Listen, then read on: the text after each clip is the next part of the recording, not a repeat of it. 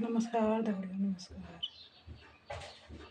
जब इंसान दुख झेल रहा होता है जीवन में, तब उसको अपना जीवन बहुत ही लंबा लगता है। और वहीं जब उसके जीवन में थोड़ी बहुत मतलब खाना पीना रहन सहन सब कुछ ठीक होता है, तो उसको अपना जीवन बहुत ही छोटा दिखाई देता है। और जब ऐसा ही होता है जीवन में, और इसी तरह से दुख के समय में वो हमेशा भगवान के बहुत ही करीब रहता है, और सुख में उसको अपने सुख साधन सुविधाएं जोड़ने की जल्दी पड़ी रहती है ना। तो इस वक्त वो भगवान को भूल जाएगा, क्योंकि खुशियों बटोरने में रहता है, तो भगवान को पीछे छोड़ देता है। तो दोस्तों,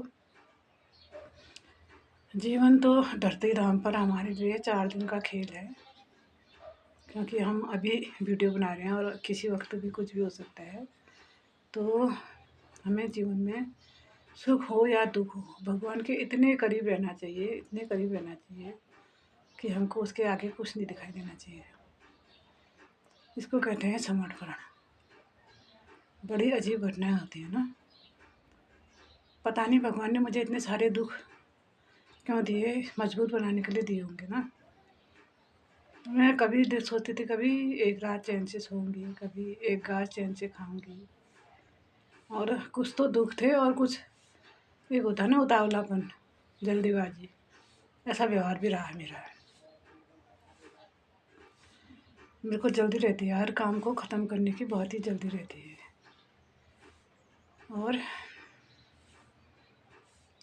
भले ही मैंने काम करने की जल्दी की होगी, कोई काम हाथ में लिया तो उसको जल्दी ख़त्म करने की कोशिश की होगी, सब कुछ किया होगा, लेकिन अपना जो रूटीन है दिया बाती वाला ना, उसमें मैंने कभी जल्दी नहीं की।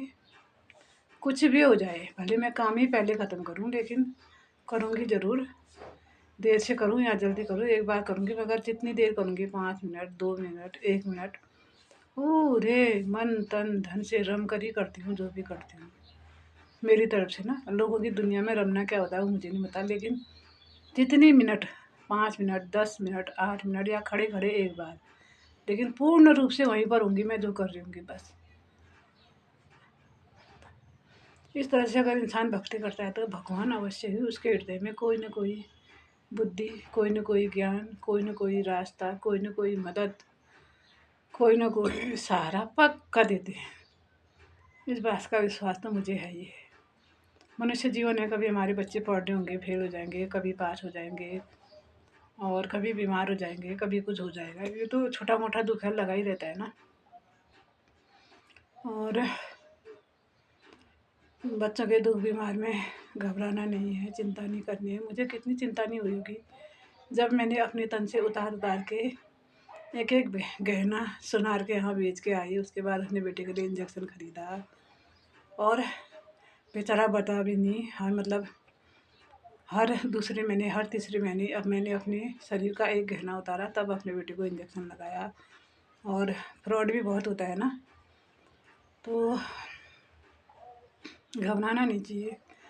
तो उन बच्चों का कोई कर्ज मैंने खाया होगा, या उनका होगा मेरे ऊपर, जो भी होगा तर गया, ये मानकर मैंने ये सोचकर मैंने अपने पिछले दुख भुला दिए और फिर से जीने की कोशिश की।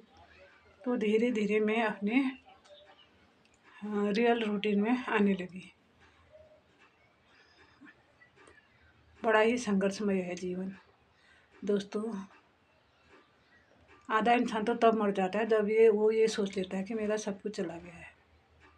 भाई अगर गलत काम करके हमने कुछ किया है तो तब तो सोचना ही चाहिए कि मेरा सब कुछ चला गया है। लेकिन जब तुम्हारा भाव सही था, उन पैसों को, उन गहनों को बेचने के पीछे अपनी औलाद के लिए तुम्हारा फर्ज था ही, माँ होने के नाते तो गहने बेचने का अधिकार मुझे था ही, है ना। और आज आत्मा को शांति तो है, गहने नहीं है कोई बात नहीं, लेकिन शांति तो है कि मैंने कुछ नहीं किया। इसका पछतावा से अच्छा ये है कि हाँ मैंने किया, बस। और वैसे ज़्यादा गहनों का शौक़ मुझे है नहीं दोस्तों। बस एक पूरी रामायण में मैं इतना ही कहना चाहती हूँ कि जीवन में कुछ भी उथल पुथल मच जाए, पर भगवान के चरणों से दूर जाने की कभी मत सोचना। धन्यवाद, धन्यवाद, धन्यवाद।